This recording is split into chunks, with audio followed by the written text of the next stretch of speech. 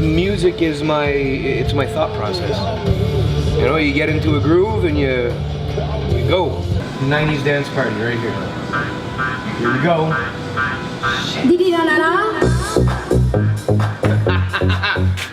Come on! Oh, on in the booth. The 90s dance party day. On in the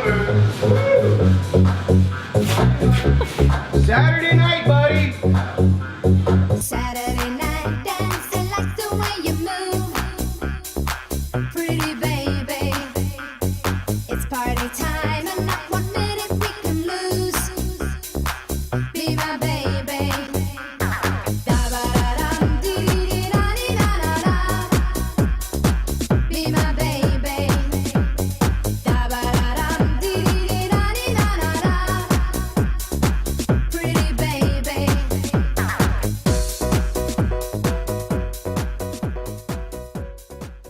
This is a 1971 Nova that has just come into the shop.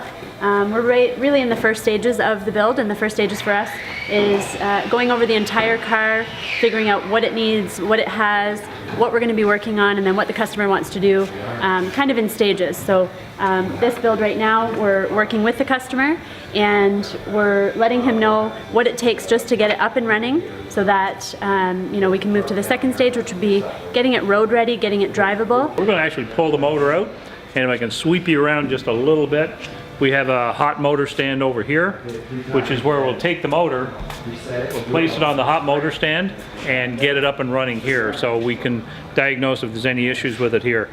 Once that's all done, we clean up the engine bay and start loading everything back in. This one's heavier. Oh, when you break 200, that sucks. Whoop. Okay. 230. Let's give it 18. So 230 minus 18? You heard that? Yes, Stan. Okay, one more. Very swift.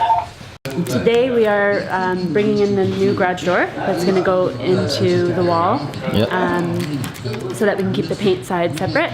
And then it looks like we're kind of in finishing stages over here, which is really nice. Although Chris changed his mind and there's going to be another window going into the paint room, into the mixing room, so there'll be a little change there, but we're getting everything, we're getting the wall built. We'll also use this to put up some of our storage units to help Tim with some of his upholstery stuff. That'll be all stacked up here.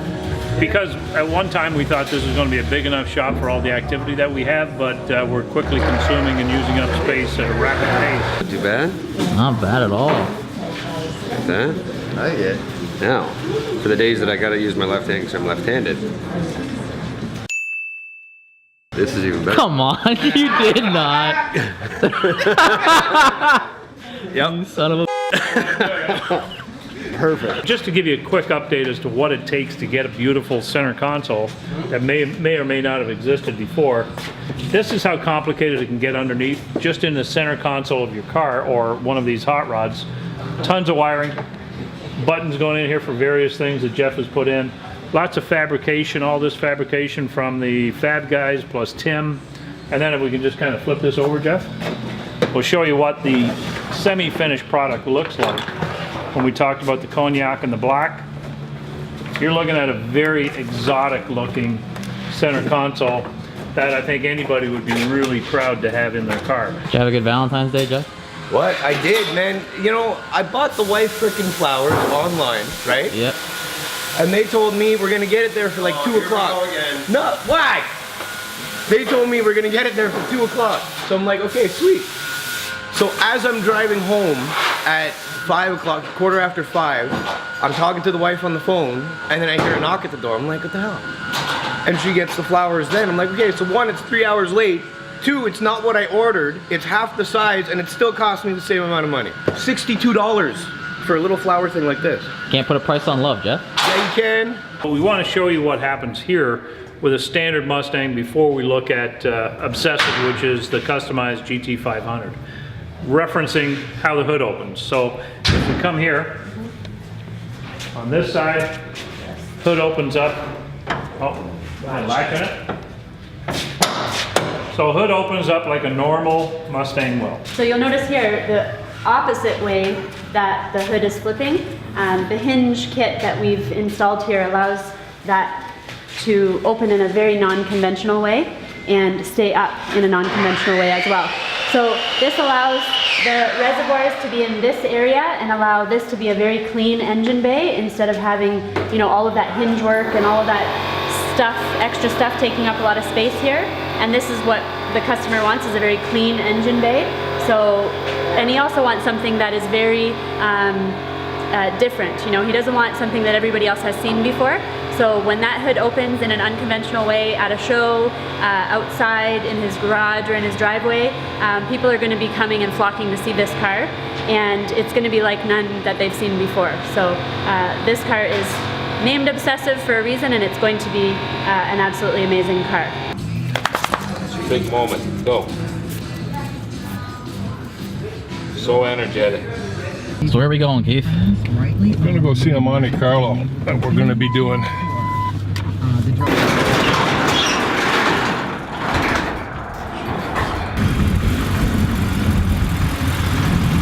I want to drive it next summer, so I'm gonna do the interior, and that way when the good weather comes around I can drive it.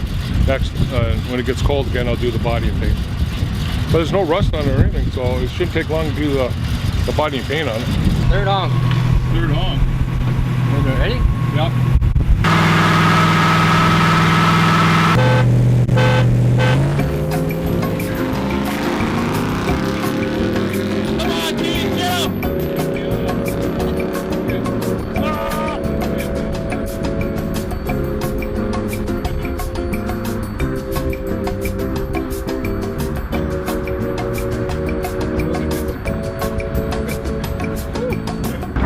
Crap, we're in trouble.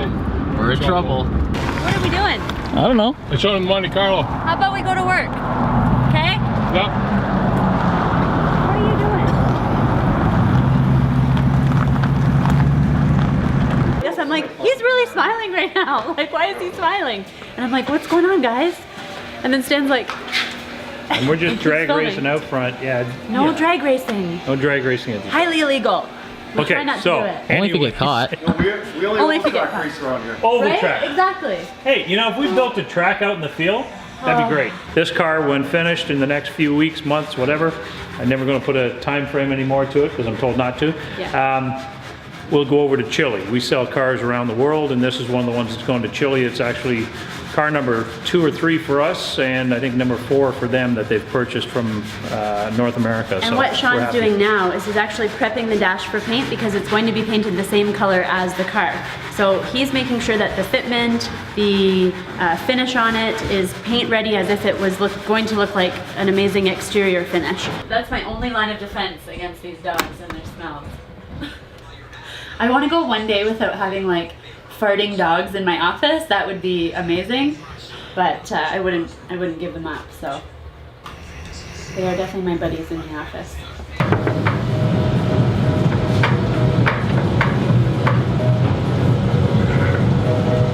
Let me spray with contacts. Good? 2? 2. Okay, that's how we do work around here.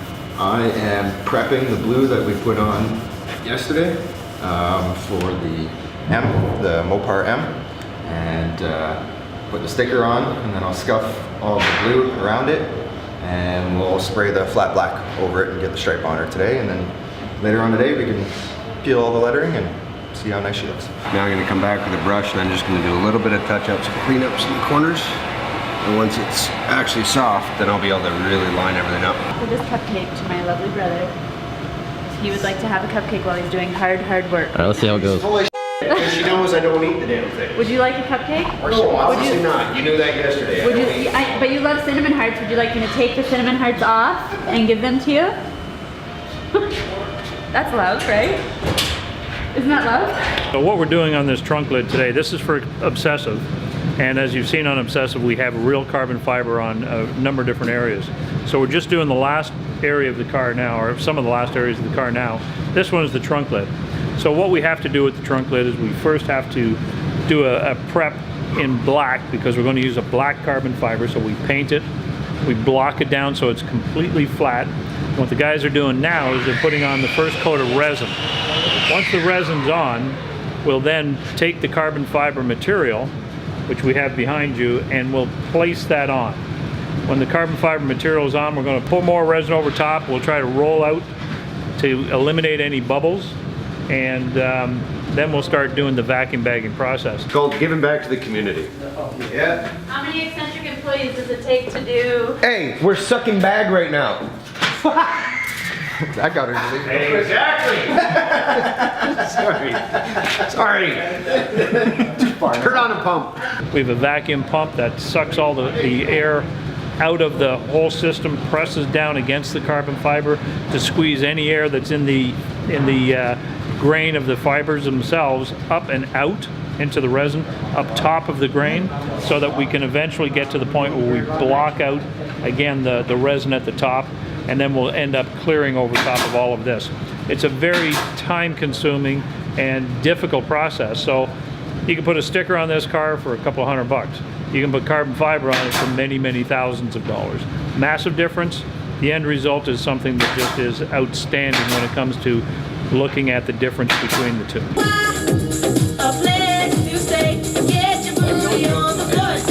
Being able to do this as my job. I come to work, I mess around, I get stuff done, and I have fun doing it. It's awesome.